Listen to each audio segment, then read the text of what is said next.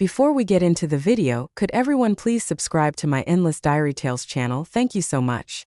In my past life, Henry was doing great in business, but after over 30 years of marriage, we still didn't have a kid. He told me not to be upset and said he didn't blame me. We couldn't force a child, he said. I took his words to heart and devoted myself to being his support, taking care of his paralyzed mother for more than 20 years. After I died, I found out he had a mistress and even a son outside our marriage. Henry's mistress laughed at my picture, calling me a free housemaid and a disgrace for not having a kid.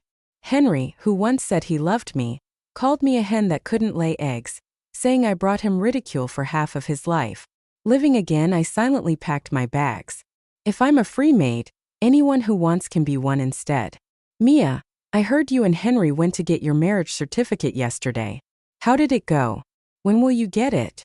The voice of my neighbor Kate brought me back from my dark thoughts. Looking at her still black braids and the clear absence of skyscrapers around, I clenched my fists. If I remember correctly, we can get it the day after tomorrow. I smiled at Kate and said, I'm not sure, maybe it'll take a few days. Kate made a face. It's kind of a hassle. I told everyone not to follow the crowd. As soon as there's a call to renew marriage certificates, every family rushed to get one. With so many people, is there a long queue now? I nodded quickly. Yeah, my memory today is all messed up talking to you. I haven't even bought the groceries yet. You go on ahead and I'll get some groceries. After quickly saying goodbye to Kate, I hurried to the Civil Affairs Bureau. If I don't withdraw the application fast, it'll be too late. Henry and I got married at 18. At that time, there was no such thing as a marriage certificate. Everyone in town basically had a small ceremony to call it a marriage, and we did the same. On our 5th anniversary, a notification came promoting the benefits of getting a marriage certificate. All convinced couples quickly went to get one. Despite not having children, Henry treated me well for 5 years, and I really loved him. So, following the trend, we submitted the documents, but there were too many applying, and the officer said to come back in 7 days to get the certificate. Little did I know that the safety I thought I was getting was actually a shackle. The love I thought I had from Henry was just a slow-acting poison. It's been 3 days since submitting the application for the marriage certificate. Thinking of all this, I couldn't help but pick up the pace, making it just before closing time to tell the officer I wanted to withdraw the application. When asked why, I simply said the forms were filled out wrong and I planned to redo them because the handwriting wasn't good. The officer was skeptical but said the withdrawn documents would be ready to pick up after 7 days.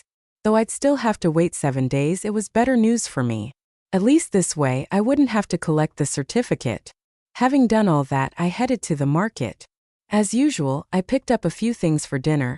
Then I went home to cook and prepared for Henry, who was working at the factory, to come home.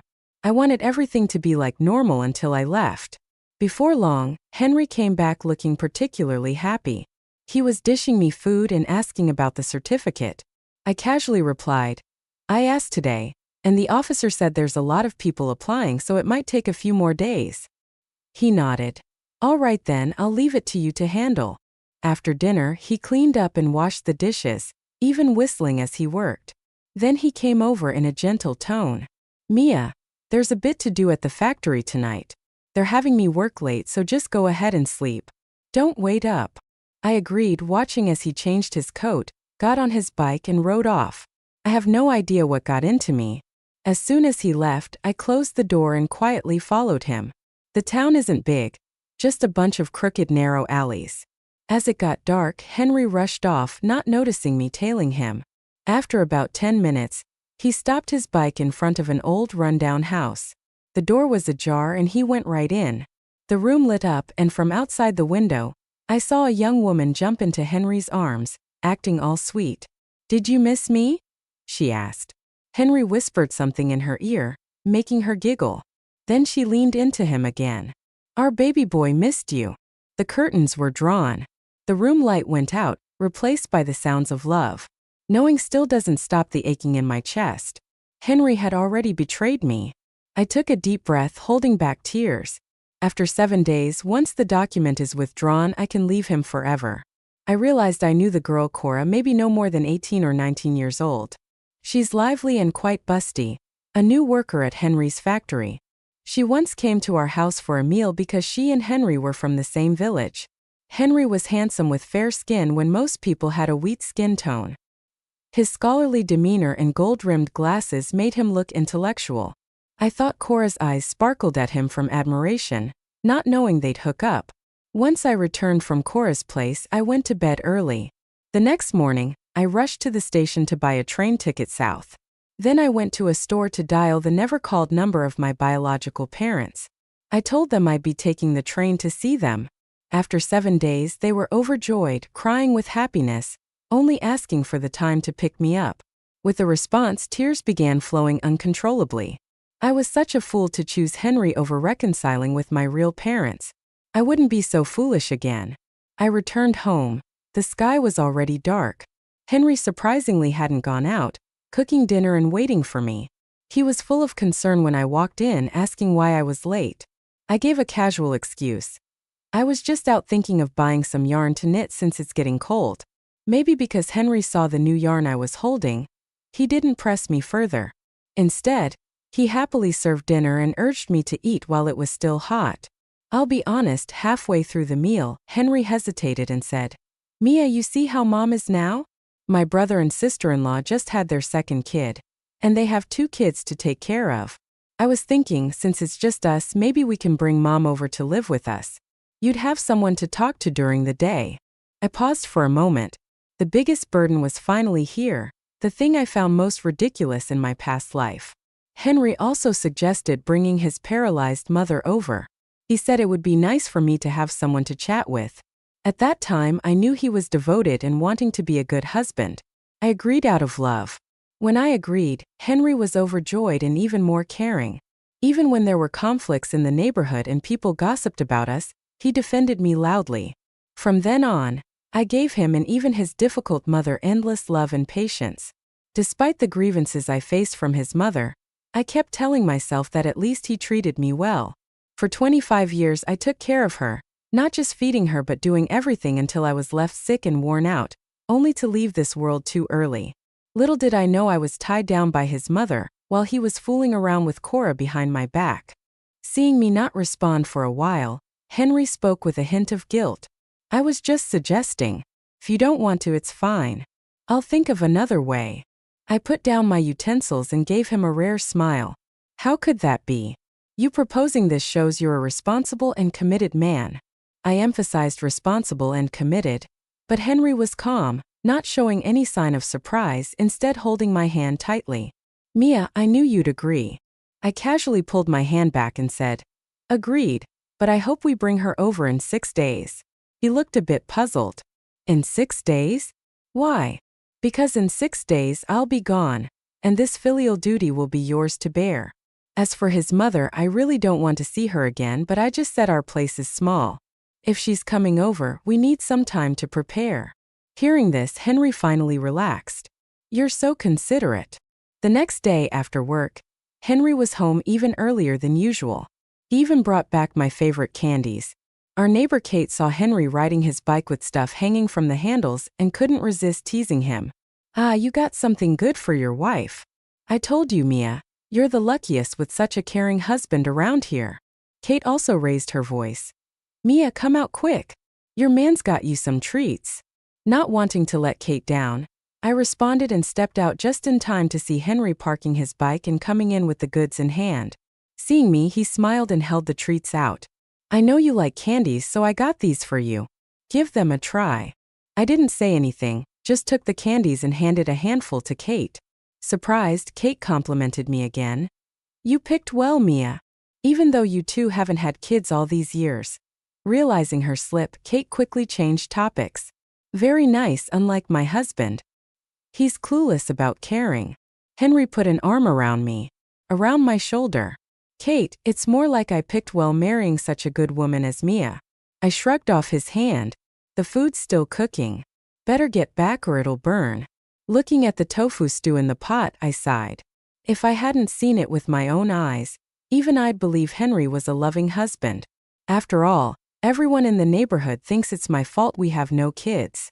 In reality, I once thought the same. Even Henry believed it until we saw a doctor who revealed it was him. But to protect his pride, I kept the secret. Looking back after I leave, maybe I'll leave him another surprise. Henry didn't enjoy that dinner with me. Just as I was serving, a kid rushed in and handed Henry a note. As I served the food, I noticed his expression change when he read it. He gulped, glanced at me, then slowly walked over. When he saw I wasn't paying attention, I pretended not to notice and called him to eat.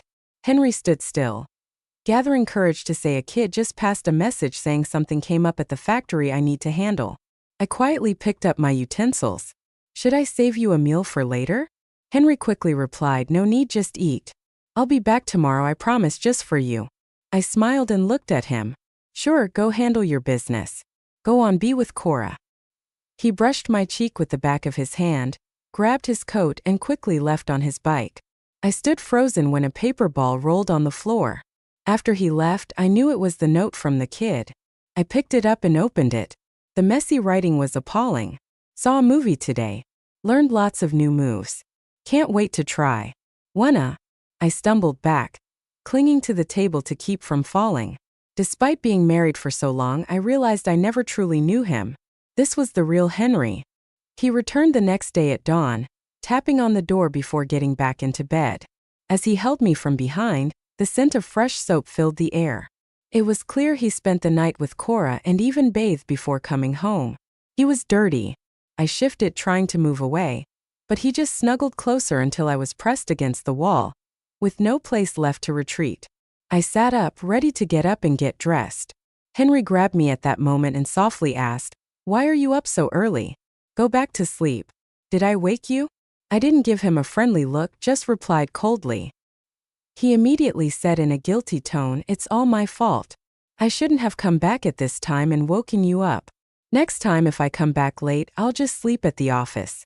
I used to stop him from saying such things, but now I just pulled away from his grasp and said, "That's fine with me." Sensing something was wrong, Henry grabbed my hand again and held me tight. "Mia, are you upset because I didn't spend time with you today? If so, you can hit me to feel better." With that, he grabbed my hand and started lightly hitting his face with it. I let him do it until he was done, then took back my hand. I said, "I'm not mad. I just suddenly thought of the couple I saw when I went to submit some papers." This Henry got nervous again. "What about that couple?" In the dim light from the window, I looked into his eyes seriously and said everyone was there to reapply for marriage certificates. But the woman from that couple wanted to withdraw their submission. She didn't want to reapply anymore. She said she wanted to separate because the man was having an affair with someone from the factory and got her pregnant. Henry listened without any change in his expression from the beginning to the end. After I finished, he even nodded, agreeing. "That guy is really a jerk." I laughed. "Yeah, he really is. Henry, you think since I can't have kids, you'll find someone else to have them for you." Before I could finish, he had already covered my mouth with his hand. "What nonsense are you talking about? So what if you can't have kids? You're the one I love. I'd be scared a brat would come and steal your attention from me. We'll be happy together, just the two of us forever." 2 of us. It's been 3 for a while now. After Henry went to work that day, I took a few days to handle things. I got my household registry transferred to my birth parents and packed up all my things. I gave the sweater I knitted for Henry to an old man in town with no one to rely on. Even the insoles I embroidered went with it. In short, I gave away what could be given, sold what could be sold, and threw away what couldn't.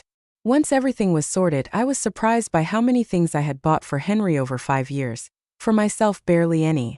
Luckily, I just had 2 more days left to avoid having the submitted documents found. I snuck over to the city clerk's office. The staff sounded impatient. "We said 7 days, and that's what it is. Come back tomorrow. Don't worry, it won't get lost." I nodded and left. On my way back, I ran into Cora. Remembering how she was always hanging around Henry made it hard for me to be friendly, so I just nodded quickly and was about to leave when Cora stopped me. "Mia." I turned back. Cora was walking towards me with her hand on her belly and a smug grin on her face. "Mia, mind if I drop by your place?" I knew no good was coming and refused her. "I'd rather not. Say what you want here." Maybe she didn't expect me to refuse. Cora just nodded and said, "Fine, let's talk here then. Are you here to submit forms for a marriage certificate?" I replied flatly. Whether I am or not, how's that any of your business?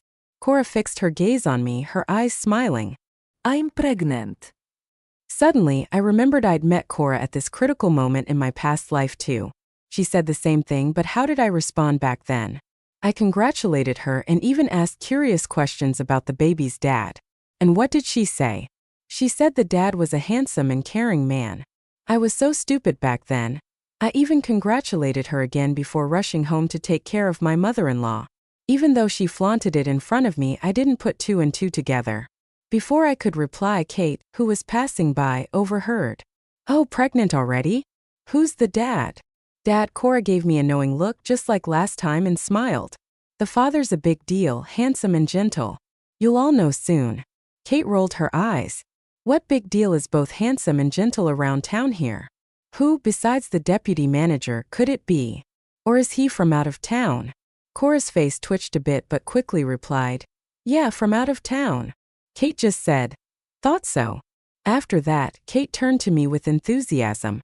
Mia, we bumped into each other again. Perfect. Let's head home together. Kate's sudden friendliness caught me off guard, so I nodded, sure. And just like that, Kate pulled me along towards home. She was walking fast, and only after turning the first corner did she spit out a little, Pa.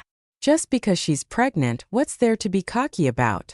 I clenched my fist, not saying anything. Kate continued. Did you see her earlier, acting all high and mighty, touching her belly, giving you the evil eye? Just a young thing but with so much hostility. I bet she's jealous of you. So what if you can't have kids? You're prettier and kinder than her. I remember you did well in school too, right? Didn't you get into college but didn't go because of getting married? She's nowhere near your league. Hearing Kate stand up for me warmed my heart a bit, but I'm gonna leave anyway, so what's the point in dwelling on it? I chuckled and said, no need to bother with her. Like you said, she's just a kid, not worth the fuss. Kate patted my hand. Still, you're too kind. Keep an eye on your hubby though. He's the deputy manager now, young and promising. I nodded. Got it. After dropping off Kate, I turned around and went home.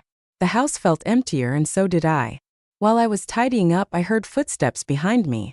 I thought it was Kate from next door and said, Kate, I've packed up some little things. Check if there's anything you like. But it wasn't Kate who spoke. Instead, Cora's voice came through. I didn't want to tell you initially, but now. I turned around to face her. Cora was halfway through her sentence when she started scanning the room, finally stopping her gaze on me. You do know the baby in my belly is Henry's, don't you?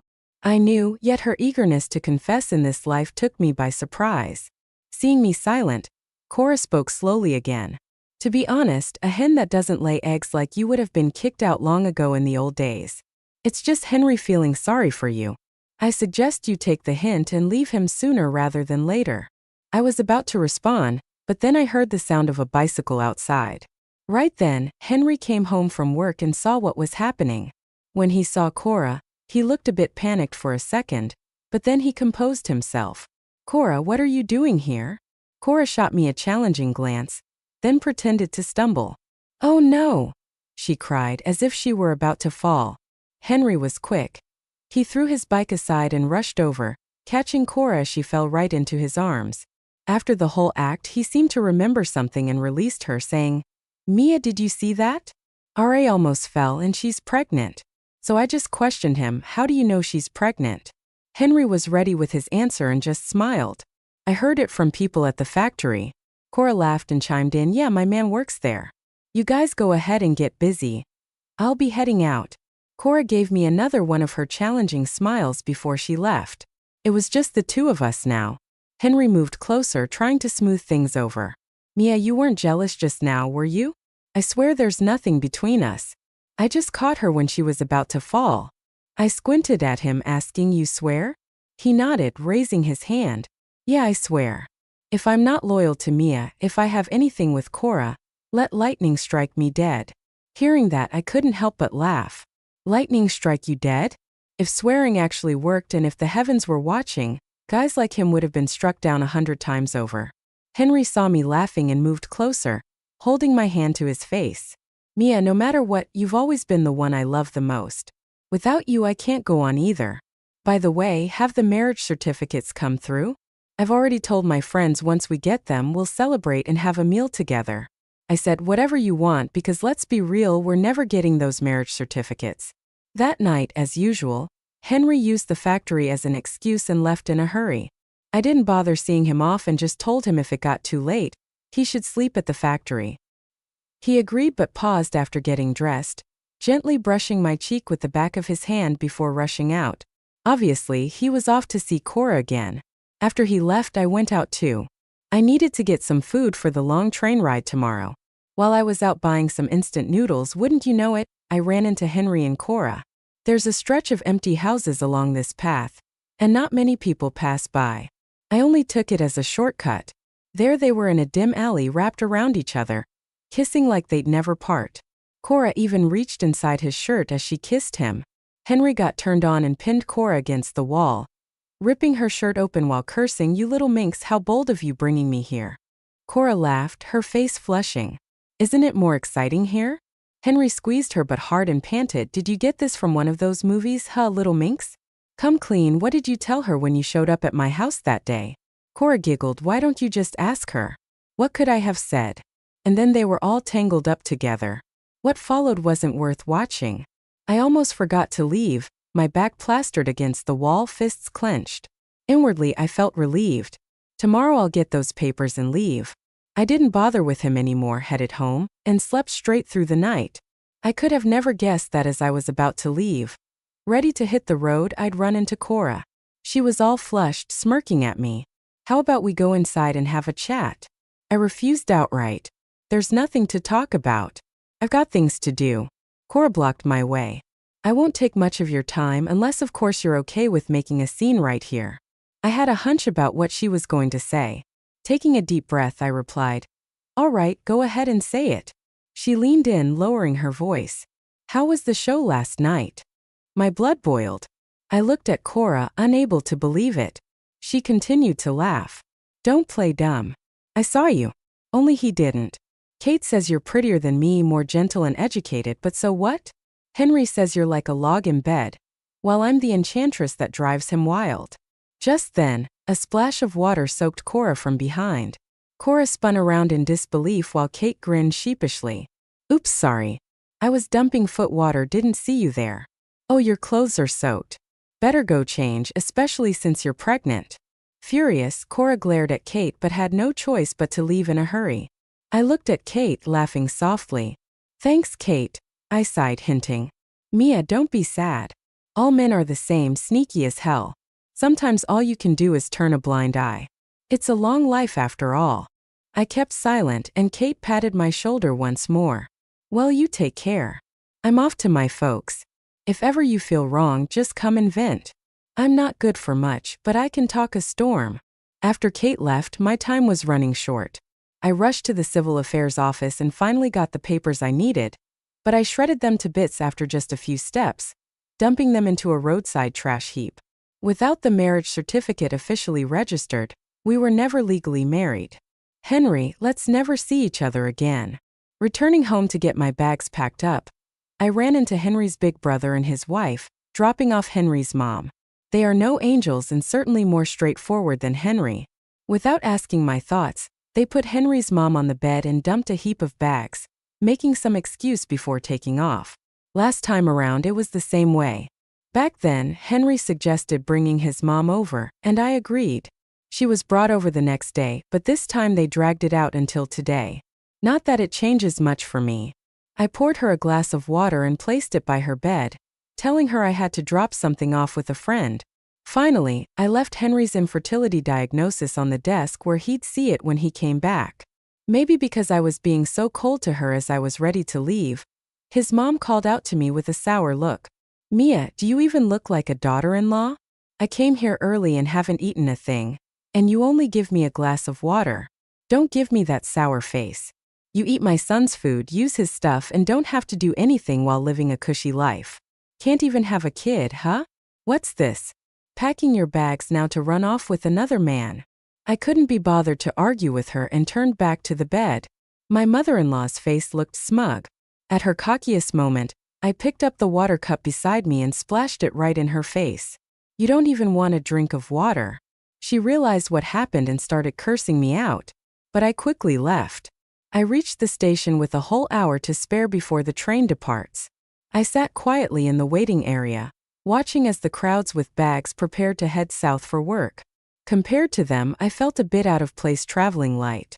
Then it was time to check tickets and find my seat. As the train moved, I said a silent goodbye to this northern city. I knew after these almost 30 hours of travel, my tomorrow would be brighter.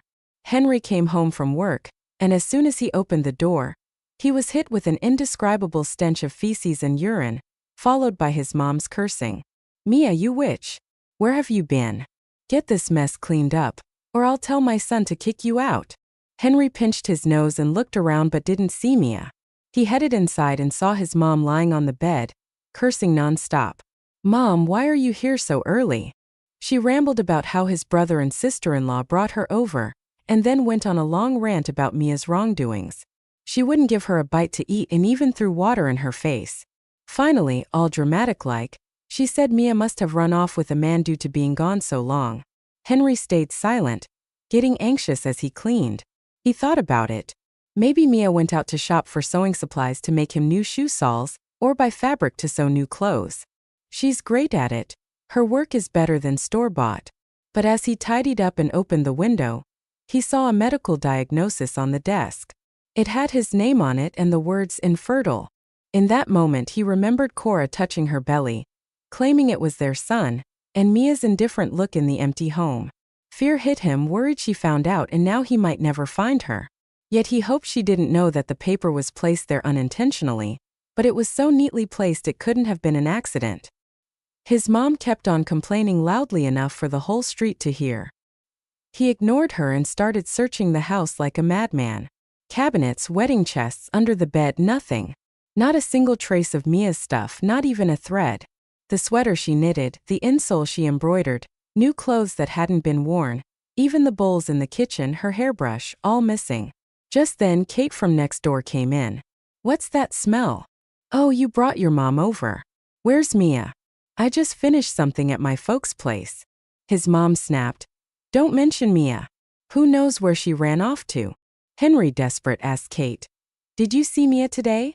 Do you know where she went?" Kate thought for a moment and nodded.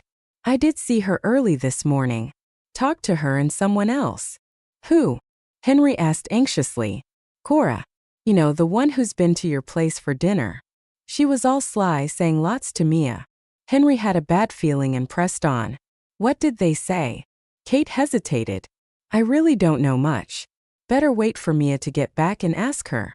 Henry broke down. "Mia's gone, Kate. Please. Please tell me what happened." Kate sighed. "Mia's had a tough life. She lost her family young and had it rough with adoptive parents too. But Henry, why did you do such a foolish thing?" Then Kate told him everything she saw and heard that day. Henry felt all strength leave him, stumbling back and collapsing in pain. So that's it, he thought. That's what happened. How could Cora be so bold, stirring trouble for Mia like that? He never imagined Mia saw what happened between him and Cora in the alley the night before, and it was all Cora's doing. His chest tightened, repeating to himself, "She won't be gone. She can't be." He then asked Kate again, "Did Mia tell you where she was going?" Kate shook her head. "I don't know. She seemed normal lately, even chatting with me cheerfully this morning. Oh, I did see her by the Civil Affairs office the other day. Maybe you should check there." Hearing this, Henry rushed out the door. Yes, the Civil Affairs office. They hadn't gotten their marriage certificate yet, but their application had been in for a while. It must be ready. So even if she's gone, he at least had that, and maybe, just maybe, he'd find her there. She was the one who insisted they get the paperwork done. She must be there. When Henry reached the Civil Affairs office, it was just closing. He stopped an employee to ask about the marriage certificate. After mentioning the date, they said it was picked up a few days ago. Henry held on to the hope that Mia had taken it to surprise him. But as he was leaving, the worker remembered. "Hey, you're the deputy manager, right?" "Yes, that's me. Your spouse actually came in today. She took the incorrectly filled materials to resubmit them. This time it'll be quicker. With everything ready, it can be done in a day." Last time there were too many people redoing theirs, so it took longer. Henry was stunned again. What did you say? The paperwork was taken away because it was filled out wrong. The staff member repeated. Yes, 7 days ago your wife came to withdraw it. We had so many papers at the time, a huge stack plus other stuff to deal with. We told her to come back in 7 days to pick it up. Henry thanked the staff, but everything in front of him seemed to go black. As he stepped back, he accidentally kicked a pile of cemented trash and stumbled. If it weren't for his hand hitting the mid-high cement wall, he might have fallen. But leaning like that, he noticed shredded paper in the trash can with a torn photo of Mia attached. At that moment, it was like he found a treasure. He eagerly bent down and started picking up the shredded pieces. Some were buried in the trash, but he didn't mind and crouched there to find them. After about an hour of searching, he finally found all the pieces. He pieced them together, and it was the document they had submitted. He checked it repeatedly. Everything filled out was correct, no mistakes at all. That's when he finally understood. They didn't even have a marriage certificate anymore. Where could his Mia possibly be? That night, Henry left his paralyzed mother to search for Mia across town. But no matter how much he roamed the streets and even asked the nearby villages, no one had seen his Mia. Walking back home, he remembered the vows he made to Mia on their wedding day. He promised to love only her for the rest of his life and never betray her. Even when she said she couldn't have children, he vowed that his love for her wouldn't change. What did Mia say back then? She said she'd also only love him for life, and if he ever betrayed her, she'd never forgive him and disappear from his world entirely. The girl he vowed to protect from day one, he lost her. When did he start being so foolish? Maybe it began when they couldn't have kids. Drinking with his colleagues, they all had kids, some with sons and daughters. Saying he wasn't envious would be a lie, but it didn't change his love for Mia. Later, when his mother accidentally fell off the mountain and became paralyzed, she started bringing up kids repeatedly until she introduced Cora to him, saying she was a distant cousin who wanted to work at his factory and needed his care. What did Mom say about Cora when introducing her? She said a wife should be like Cora. Big hips, large chest, good for bearing children. Then Cora started working at the factory with him, always wanting to be near him, sweetly calling him brother and secretly sneaking food to him. Until one overtime evening, she boldly sat on his lap, saying she didn't want a title, just to have his child. Like a fool, he went along with it, and countless times after that, he couldn't resist the temptations. Slowly falling into Cora's embrace, he truly loved Mia yet found himself drawn in by Cora's teasing. He thought he could keep it all a secret, but in the end he was the fool, right? He really was a fool. He even found out the child he longed for wasn't even his. Returning home heartbroken, Henry saw a woman sitting by his mother's bed. The woman was feeding his mother, and for a moment it felt like what happened before, like all those times Mia had fed and cared for his mother. He felt hopeful, rushing over and calling out, "Mia, you finally came back." But when she turned, it was Cora's face. Cora smiled and greeted Henry. "You're back. Mother said she hadn't eaten all day, so I came to feed her." His mother was still blaming Mia. "Son, I'm telling you what's so great about Mia. Not half as good as Cora. Cora told me she's over 3 months pregnant. Wouldn't it be great? The other one left, so just marry Cora." Cora blushed, playfully scolding, "Auntie, don't say that." Looking at Cora made Henry remember everything Kate said and all the recent events with Mia. He couldn't fathom Mia's feelings dealing with him. She must have been so sad and exhausted, completely hopeless. That's what her gaze meant then. Hopelessness, the greatest sorrow. He laughed, stumbling back a couple of steps, and said to Cora, "Fine, let's marry her." His mother rejoiced. "That's right, a couple needs a child. How else can life go on?" Initially, he wanted to kick this woman out far away, since if it weren't for her, Mia wouldn't have left. But now, looking at his mother, he changed his mind. The way to punish someone isn't to push them away, but to chain them hard, making life unbearable. The day after Mia left, Henry finally heard news of her. Someone saw her at the train station, sitting in the waiting room for a train heading to Guangdong. He figured she must be going to find her biological parents. The next day, Henry married Cora, and before the marriage certificate even cooled, he boarded a train heading south to find Mia. After a bumpy 30-hour ride, he finally arrived. The place was much better than the north, economically and infrastructure-wise, but amidst the crowd, he felt lost, unsure where to start looking for Mia in such a vast area. But he swore if he couldn't find her in this lifetime, he wouldn't give up. In the end, he really did search for her his whole life. On his deathbed, lying on a street wrapped in a dirty, tattered coat, he slept on the roadside. Some passers-by found him pitiful and tossed a couple of coins in front of him, while others with children made a point to avoid him. For over 20 years, he wandered the streets homeless, roaming all over New York City. Eventually, considering she might think of looking for him there in New York, he walked across the country, never finding her trace. Now he was dying but had no desire to return home, wanting only to stay in this place she might have left behind. That night, Henry had a dream. He dreamed of a different life. In the dream, Mia still loved him so much. She did his laundry, cooked for him, and took care of his paralyzed mother. Even when facing his mother's harsh treatment, she remained gentle. She stuck by him through thick and thin, handling everything at home while he dealt with work pressures. But what did he do? He climbed the ladder from deputy factory director to director. He transferred from a small factory to a bigger one and then jumped into business, making a ton of money. Eventually, he drifted away from her. He stopped being kind to her, treating her like a free maid. He claimed he was too busy with work and started a new family with Cora. She passed away in her 50s, worn out from all the hardships. Yet he pointed at her picture and said her death was convenient since he didn't have to be criticized for not having kids anymore. When he woke up, he used what little strength he had and slapped himself hard. How could he be such a monster, such a horrible person? As he closed his eyes, he noticed an ad on a tall building. The face on the ad was someone he could never forget. After all these years, she hadn't changed a bit. She was still beautiful and gentle, but now with a touch of elegance and intelligence, embodying the image of a successful woman. His hands trembled as he held the only now yellowed photo he painstakingly pieced together. He murmured, "Mia," and breathed his last. The next morning, news spread all over town about a homeless old man found dead. Police came quickly to handle the situation. But during the process they noticed a photo in his hand.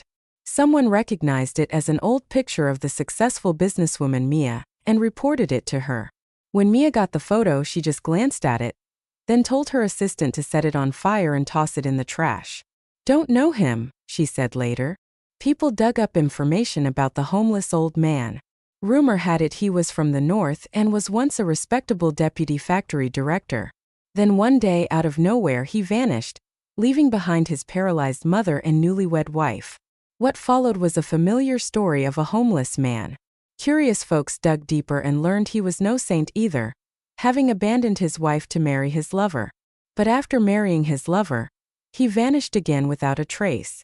Passers-by asked the lover, the one investigating, who shrugged, saying she stayed taking care of his paralyzed mother, dreaming of being a wealthy wife. But without him returning and being legally married, she had no choice but to stick with the in-laws. Unfortunately, the mother-in-law passed quickly due to hardship. It turns out the lover's child wasn't his. The real father showed up demanding money, claiming the arrangement was to pay him hush money every month during the pregnancy. When the money ran out, they fought. The lover was accidentally killed in the street, and the real father went to jail. A bystander sighed. "Poor kid." The investigator spat. "Nothing to pity. It's the first wife who's pitiful." All these years, her fate remains unknown, although that first wife looked a lot like the businesswoman Mia. Another bystander chimed in. "Beautiful women look alike." Everyone looked up at the confident, elegant woman in the ad and then thought of the dirty, smelly homeless man. They let go of their fleeting fantasy. A businesswoman and a homeless man? What a joke. They were worlds apart.